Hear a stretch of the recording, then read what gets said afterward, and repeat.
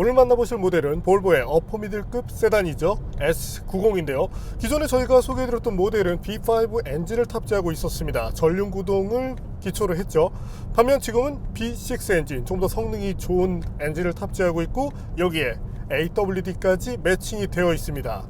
자, 제가 지인들 혹은 독자님들께 추천을 드릴 때 오히려 차를 좀 많이 아시는 분들께 추천드리는 것이 바로 볼보 S90인데요.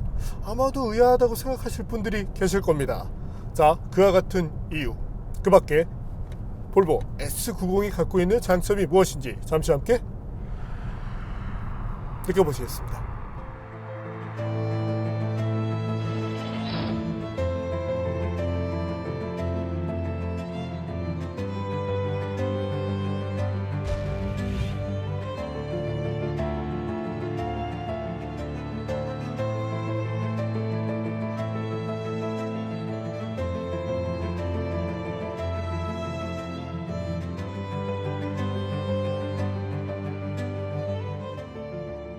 현세대 S90은 세 가지로 구분됩니다. 처음 출시된 초기 모델이 있고요. 첫 번째 페이스리프트를 통해 롱휠 베이스와 마일드 하이브리드 파워트레인이 탑재됐습니다. 지금 보시는 것은 가장 최신 사양으로 페이스리프트 모델에 새로운 티맵 인포테인먼트 시스템까지 추가되어 있습니다. 연식 변경 모델인 만큼 실내외 디자인은 이전과 동일하죠. 여전히 볼보 특유의 단단하고 깔끔한 이미지를 잘 보여주고 있습니다. 곳곳에 크롬 장식을 사용해서 기품 있는 모습도 담아냈죠. 차체 길이가 125mm 늘어나면서 크기에서 보여지는 중후한 이미지도 매력으로 부각됩니다. 실내의 특징은 새로운 인포테인먼트 시스템의 탑재인데 여전히 경쟁력 있는 인테리어 구성이죠. 나뭇결을 느낄 수 있는 원목, 나파가죽, 금속 장식, 심지어 크리스탈까지 사용해 고급스러움을 표현했습니다. 앞좌석은 통풍과 열선, 마사지까지 지원하고요. 뒷좌석은 열선이 기본이며 상급 트림은 통풍 기능까지 갖고 있습니다. 전동식 사이드 블라인드와 리어 블라인드, B필러의 송풍구 등 동급 경쟁 모델에서 보기 힘든 구성도 많죠. 뒷좌석의 비중을 키운 차답게 뒷좌석에서 동승석 시트도 조정할 수 있습니다.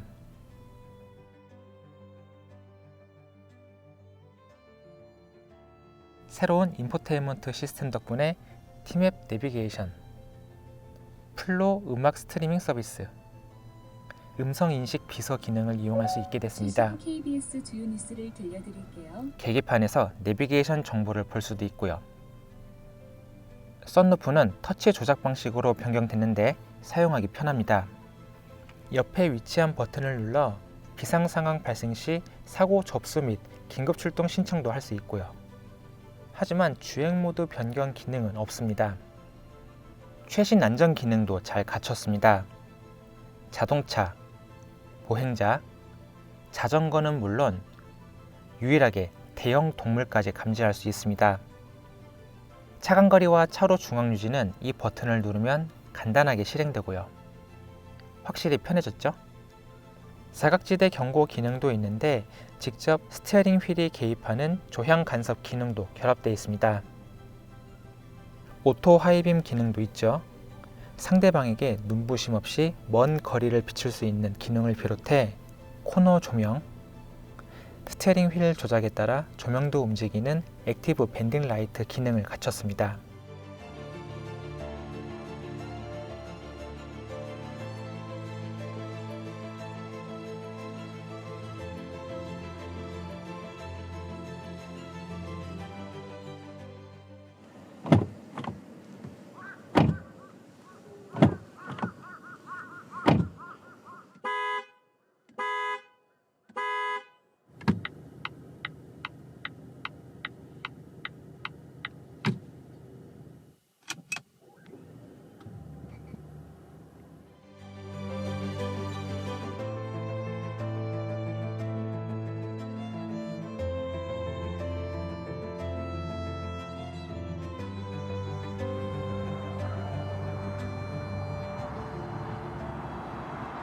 앞서 보신 대로 변화 자체는 뭐 늘 그렇지만 볼보 소소합니다. 다만 주행 측면으로 놓고 보면 예전에는 주행 모드를 바꿀 수 있었잖아요. 지금은 그런 기능은 제공되고 있지 않죠. 자, 가볍게 달려봅시다. 임시적으로 수동 모드를 쓸 텐데 변속기도 뭐 스포츠 모드 이런 것들은 제공되고 있지 않습니다. 자, 기본 성향은 약한 언더스티어를 바탕으로 해요. 움직임 자체는 약간 느린 편입니다. 하지만 큰 차체를 가진 만큼 어쩔 수 없는 부분이죠. 자, 앞서 제가 이런 얘기를 드렸어요. 차를 잘 아는 분들에게 오히려 추천을 한다. 스티어링 움직일 때 핸들링 성능, 그리고 페달을 통한 뭐 여러 가지 통합적인 개념의 핸들링으로 놓고 봤을 때, 자, BMW 5 시리즈 같은 경우 이런 부분에서 분명히 뛰어납니다. 그것보다 좋으냐? 아니요, 그렇지 않아요. 벤츠 E클래스도 그 종합 성능에서 좋은 모습을 보여주죠. 아우디 A6는 어찌 보면 좀 시대가 뒤처졌다고 생각하실 분들도 계시겠지만 전통적인 그 기계적인 자동차의 느낌을 잘 살려냅니다. 그런 것들과 비교를 했을 때 볼보는 좀 너무 평해요. 그럼에도 불구하고 이 차를 추천한다? 자, 차를 조금 많이 경험하신 분들은 이 컨셉을 확실히 잡고 타협을 하죠. 그래서 자, 차를 구입하는 목적이 뭡니까? 어퍼미들 클래스? 나를 위한 거예요? 가족을 위한 거예요? 나를 위한 것이라면 다른 차를 사세요. 다른 차가 더 재밌거든요. 뭐 볼보만 해도 클래스가 한 등급 밑에 있는 S60 쪽이 더 다이나믹하고 재밌습니다. 그런데 90을 권한다. 자, 가족을 이유로 한다면 일단은 넉넉한 공간은 정말 기본 중에 기본이 되는 부분이고, 승차감 또한 좋습니다. 안정감 좋죠. 그리고 우리가 볼보를 얘기할 때 이 안전성, 충돌에 대한 안전 개념이 참 잘 들어가 있습니다. 자, 뭐 제조사들이 얘기하는 것들 중에 이런 것들이 있어요. 뭐 어떤 특정 안전성 부분에서 문제가 나왔다 그러면 법규, 시험 안에서는 문제가 없다, 이 얘기가 뭘까요? 자, 정해진 틀 안에서는 개발을 했다는 얘기입니다. 하지만 시험 범위를 벗어나면 가끔은 예상하지 못한 결과들이 많이 나와요. 자동차는 시험하는 안에서만 이루어지는 것이 아닙니다. 자, 그래서 뭐 IIHS, NSTSA, 국내 이제 NCAP 같은 경우 유로도 있죠. 뭐 이런 것들이 보여주는 것들은 정말 기본적인 시험이고, 그 외에 나머지 다양한 환경에서의 변수를 고려했을 때 자동차의 안전성이 더 상승하게 되죠. 그리고 볼보는 그런 것들을 타사보다 더 엄격한 규격 안에서 해내고 있죠. 그래서 딱 믿는 건 그겁니다. 차 엄청나게 잘 달려? 아니? 근데 가족을 위할 때 안전이라는 개념이 들어가죠. 그래서 뭐 본인 같은 경우도 그렇지만 이 세컨카, 특히 내 가족이 탈 때 추천드리는 경우가 많습니다. 안전이라는 이유 그 하나 때문에 그래요. 시험 범위 외에서의 안전성. 자, 다시 달려봅시다. 지금은 좀 이제 이 코너링 각이 좀 많은 상황이잖아요. 근데 이거 재밌어요. 궤도가, 리어가 미끄러질 것 같으니까 차가 카운터 스티어를 해주는데요. 지금도 자, 의도적으로 확 가가지고 밀어붙이면 리어가 살짝 움직일 수 있어요. 그 상황에서 스티어링 휠이 역방향으로 움직입니다. 지금도 그래요. 이걸로 주행 궤도를 잡아주네요. 야, 이런 것까지 해준단 말이야. 이런 점들도 있었구나. 이래서 참 자동차는 일반 도로에서 하는 것도 중요하지만 다양한 환경에서 우리가 타는 아까 안전성에서도 말씀드렸지만 그런 변수들, 이런 것들을 다 감안을 해야 더 완성도가 올라가는데, 그러니까 어느 정도는 해주는 차들이 있었어요.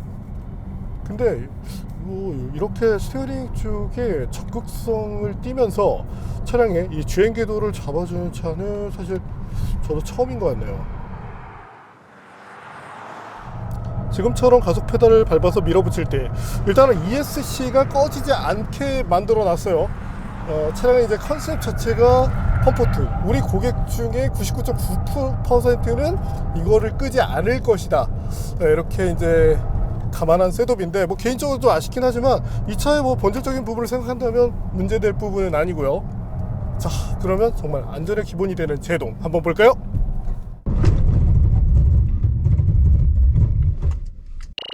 동급 모델 가운데 가장 짧은 제동거리를 기록했던 것이 S90T8이었죠. S90B6는 37.2m 내외의 제동거리를 보였는데 다른 동급 모델과 비교를 했을 때 중간 정도의 성능입니다. 하지만 수차례 테스트를 했음에도 37m대를 꾸준하게 이어갔죠. 제동 시스템이 항상 일정한 성능을 내는 특징을 잘 보여준 것인데요. 이처럼 제동 시스템이 일정한 성능을 내주려면 브레이크 시스템, 타이어도 꾸준하게 제 성능을 유지해 줘야 합니다. 이 길들이기가 제대로 되지 않았는데도 불구하고 지금 이 정도의 성능을 내주고 있거든요. 또 하나 주목할 부분은 바로 타이어죠. 볼보는 타이어를 좋은 걸 씁니다. 타이어를 좋은 걸 쓰는 이유도 간단해요. 단순하게 성능을 끌어올리겠다? 지금 볼보의 세팅을 보면 성능 지향형은 아닙니다. 편안함 그리고 안전성이죠. 그리고 그 안전이라는 본질 안에 타이어가 들어갔는데 미쉐린의 PS4를 쓰고 있죠. 왜 이와 같은 차에 이런 타이어를 썼을까요? 간단하죠. 차량의 한계가 올라갑니다. 한계가 올라간다는 얘기는 급작스럽게 어떤 상황이 닥쳤을 때 이때 조금 더 안전을 확보해 줄 수 있다고 보면 됩니다. 똑같은데 옆으로 한 2m 밀려날 것을 50cm만으로 막았다. 그러면 차선을 이탈하느냐 안 하느냐의 이슈가 생기잖아요. 그래서 볼보는 대부분 이제 해외 같은 경우 타이어를 선택할 수 있지만 특히 이제 기본이 되는 타이어는 이와 같은 서머 타이어, 스포츠 타이어를 기본으로 하는 경우가 많습니다. 그 덕분에 제동거리도 좋은 편이고요. 자, 그럼 이번에는 정숙성을 볼까요? 엔진에 시동이 걸린 상태에서 측정한 수치인데요. 차량 중앙부 소음이 매우 조용했습니다. 정숙성에 많은 신경을 썼죠. 측면 윈도우도 앞뒤 모두 이중 차음 유리를 기본으로 하고 있고요. 주행 정숙성은 약 59dB 정도였는데 255mm급 스포츠 타이어를 쓴 것 치고 나쁘지 않은 성능입니다. 스포츠 타이어가 들어간 만큼 정숙성에서는 약간의 한계를 갖습니다. 그래도 이 정도면 타협할 만하죠. 그리고 일상에서 중요한 것 중에 하나, 가다서다가 이루어지는 환경이 매우 중요합니다. 자, 지금 같은 경우가 될 텐데요. 자, 섰죠? 오토 스탑이 작동하고 그런 부분. 여기서 예전에는 이게 둔탁한 쇼크를 탁탁 주는 차들이 많이 있었어요. 하지만 마일드 하이브리드 시스템이 들어가면서 모터가 상당히 여러 가지 것들을 해내고 있죠. 물론 모터의 출력 자체가 엄청나게 높은 편은 아닙니다. 하지만 일상에서 조금이나마 도움이 되는 그런 것들을 적용해서 나름대로의 MVH 측면, 여기서 장점을 보이게 된 만큼 사실 현 시대로 놓고 본다면 완벽한 전동화는 아니지만 시대가 넘어가는 이 단계 안에서 마일드 하이브리드 시스템은 여러 가지로 유리한 점이 많습니다. 그 때문에 다양한 회사들이 지금 이 시스템을 채용해 나가고 있는 것이고요. 자, 그럼 이번에는 고속주행 시험을 해보겠습니다.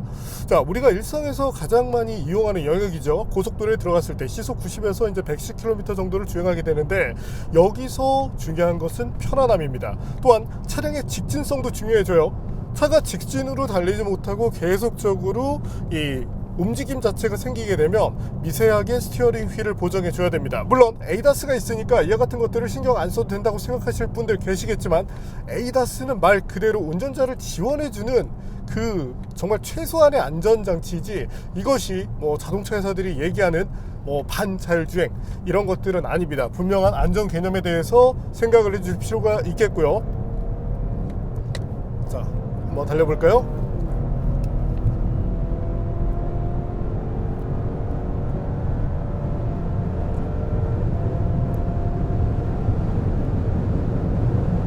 전륜구동형 모델도 긴 휠베이스 덕분에 직진성이 상당히 좋은 편이었어요. 지금 모델은 4륜구동 시스템이 들어가면서 조금의 차이를 갖게 되죠. 일단 무게도 조금 다른데요. 무게 볼까요? 대략적으로 약 80kg 정도 무거운 무게를 갖고 있습니다. 그로 인한 안정감이 생기는 것도 사실이고 그 밖에 부가적인 요소, 여기에는 4륜구동 시스템이 매칭됩니다. 물론 이 4륜구동 시스템이라는 것이 일반적인 시스템과 달리 전륜 쪽에 조금 더 많은 동력을 가져가는 시스템이죠. 그 때문에 뭐 일상에서 운전할 때는 아마도 전륜차와 크게 다르지 않다 이렇게 느끼실 분들이 계실 겁니다. 하지만 그럼에도 불구하고 이제 리어 쪽으로 구동이 돼요. 또한 프론트 휠이 약간 미끄러진다든지 특정 조건을 만났을 때는 리어 휠로 즉각적으로 이 동력을 보내주면서 안정화를 취하게 됩니다.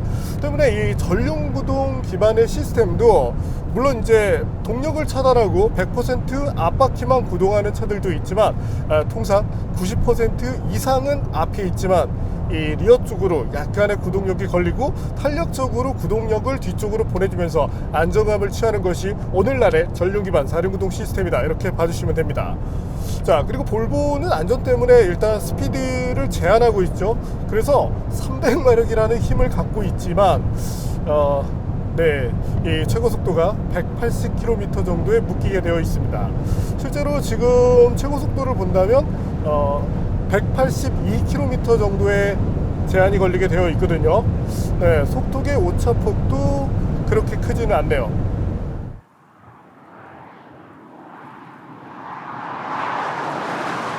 차의 무게감 그리고 4륜 구동 시스템, 오늘이 사실 이 바람이 측면으로 바람이 많이 부는 환경인데 그럼에도 불구하고 직진성에 별다른 영향을 주고 있지 않습니다. 자, 어쨌든 고속 주행에 대한 만족감 충분한데요. 자, 파워트레인 잠깐 볼까요? 볼보의 엔진은 모듈러를 기반으로 합니다. 2.0L 엔진의 순수 출력은 250마력인데요. 싱글 터보 차저를 가진 B5의 성능이죠. 여기에 슈퍼차저를 더하면 B6가 되는데 성능이 300마력급으로 오릅니다. 토크에도 변화가 생기는데 B5의 35.7kg/ms 대비 높아진 42.8kg/ms의 토크를 갖게 되죠. 그리고 이 모든 엔진에는 마일드 하이브리드 시스템이 기본 채용되는데 이때부터 과거 T5, T6와 다른 B5, B6라는 모델명을 갖게 됩니다. 모터의 성능은 10kW급이며 4.1kg/m의 토크를 낼 수 있죠. 그리고 이와 같은 모터가 필요에 따라 엔진을 지원해 줍니다. 변속기는 아이신에서 가져온 8단 자동이 기본이고요. B6의 엔진 구성에 플러그인 하이브리드 시스템을 탑재한 모델도 있는데 이를 S90 리차지라 부릅니다. 순수 엔진의 출력이 317마력인데 107kW급 모터가 더해져 400마력급 성능을 내주죠. 충전이 되면 배터리만으로 59km 정도를 달릴 수 있고요. 물론 이는 인증거리를 기준으로 한 것이기 때문에 실제 주행에서는 이보다 10km 혹은 20km가량 더 늘어난 주행거리를 달릴 수 있습니다.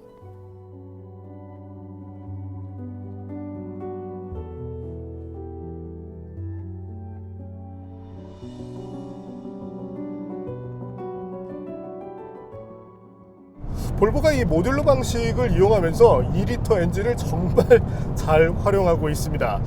네, 여기다가 이제 무엇을 더하느냐에 따라서 이제 뭐 6 그리고 8 이런 식으로 나눠지는데 제 개인적으로는 A 쪽에 조금 더 관심이 많이 갑니다. 그리고 지금은 뭐 그래도 300마력에 걸맞은 이런 출력을 여유롭게 잘 보여주고 있기 때문에 좋고요. 자, 그렇다면 발진 가속 성능 어떻게 나오는지 볼까요?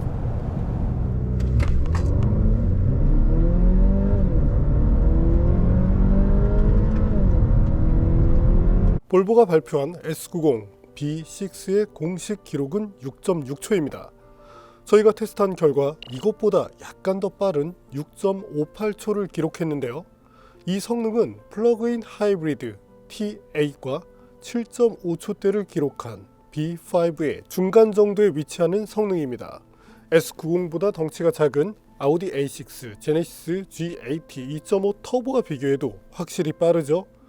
하지만 차체가 길고 안정감이 좋다 보니 체감 성능이 저하되는 특징이 있었습니다.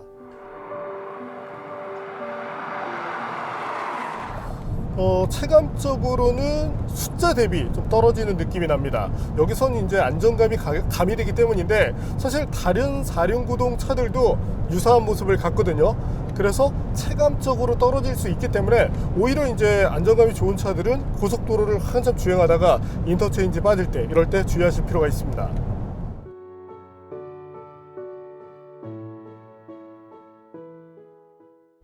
자, 이번에는 과속 방지턱을 넘는 시험인데요. 시속 30km 정도로 주행을 하고 있습니다. 자, 넘어볼까요? 기본적으로는 부드럽게 셋업이 되어 있는데 이 움직임의 양이 조금 많은 편입니다. 아무래도 휠 베이스가 긴 것이 이유가 되겠죠. 그리고 처음에 이 턱에 다가가서 넘을 때, 이때는 약간 단단한 느낌이 듭니다. 댐퍼가 처음에는 탄력적으로 움직이지만 이후에는 좀 제한적인 움직임이 있거든요. 이것 자체가 아무래도 이제 핸들링 특성을 좀 살리면서 승차감을 감안한, 그래서 이 보통 듀얼레이트 스프링이라고 얘기를 하잖아요. 그 영향인 것 같은데 다른 차들보다 그 특성이 조금 더 강하게 나타나네요.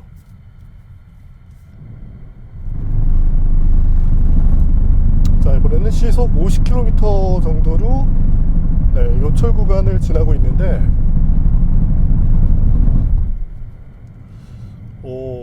이게 좀 우려했던 게 차체가 길어지면 아무래도 이 떨림이 머무는 시간이 많습니다.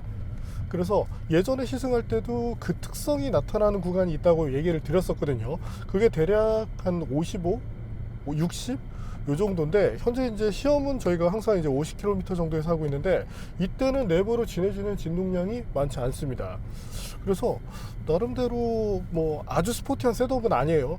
하지만 어느 정도의 핸들링을 감안하고 있고, 특히 이제 볼보 같은 경우 지금도 스포츠 타이어를 쓰고 있거든요. 미쉐린의 이제 PS4를 쓰고 있는데, 그럼에도 불구하고 사이드홀이 단단한 이런 특성임을 감안해도 셋업을 충분히 잘했네요. 목소리 떨리는 것도 지금 많이 억제가 되잖아요. 확실히 볼보도 2013년 이후 S60을 내놓은 이후 12년이었나요? 그 이후로 셰시 성능이 많이 좋아졌습니다.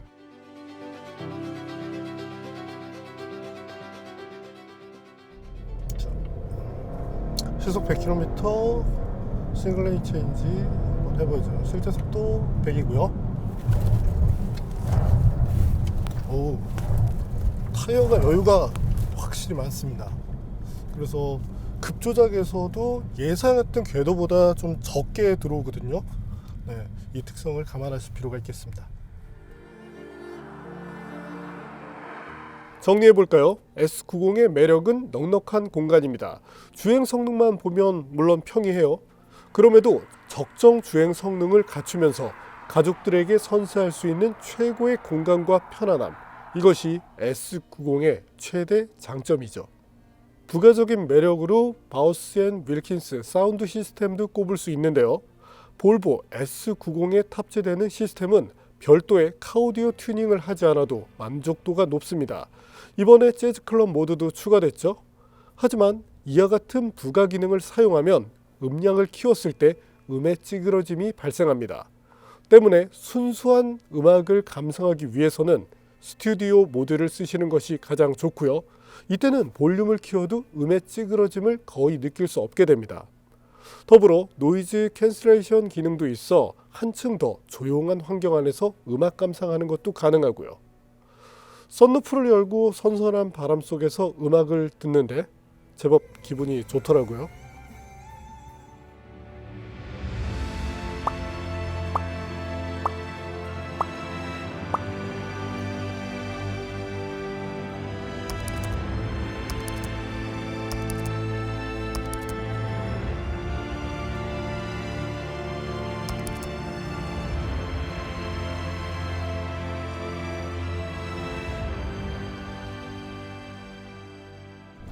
네, 오늘 만난 볼보 S90. 자, 롱휠 베이스 모델이 기본이 되는 만큼 상당히 편안함을 얻을 수 있었습니다.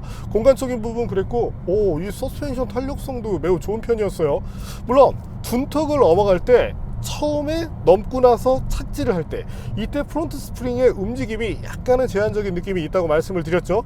물론 시속 30km 이상으로 둔턱을 팍팍 넘는다면 이런 점들이 아쉬움이 될 수 있겠지만 대부분은 이보다는 속도를 많이 낮추시죠. 사실 골목길 같은 환경에서는 시속 30km가 엄청나게 빠른 속도이기도 해요.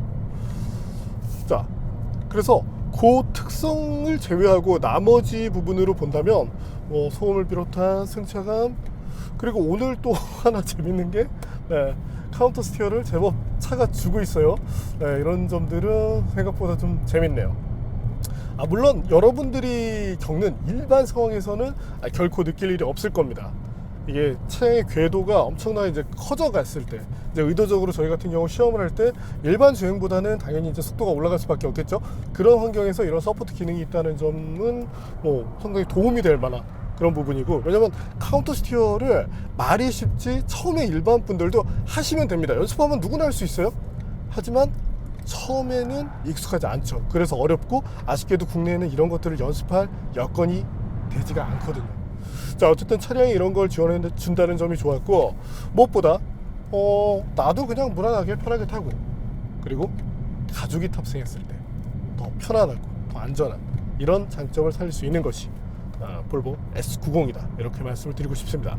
다만 오늘 같은 환경이 좀 특수하긴 해요. 햇볕은 지금 매우 뜨겁고, 그래서 에어컨을 틀기는 좀 애매한데, 이때 지금 인포테인먼트 냉각에 의한 팬 소리가 은근히 거슬립니다. 물론 시스템 안정화 측면에서는 이런 것들이 좋겠지만, 조금 더 이 소음을 줄여줄 수 있다면 전체적인 사계절 환경 안에서 만족도가 높아지게 되겠죠. 오늘은 적당히 편안하게, 그러면서도 넉넉한 엔진 힘으로 여유로움, 여러 가지를 가져간 볼보 S90을 만나봤습니다.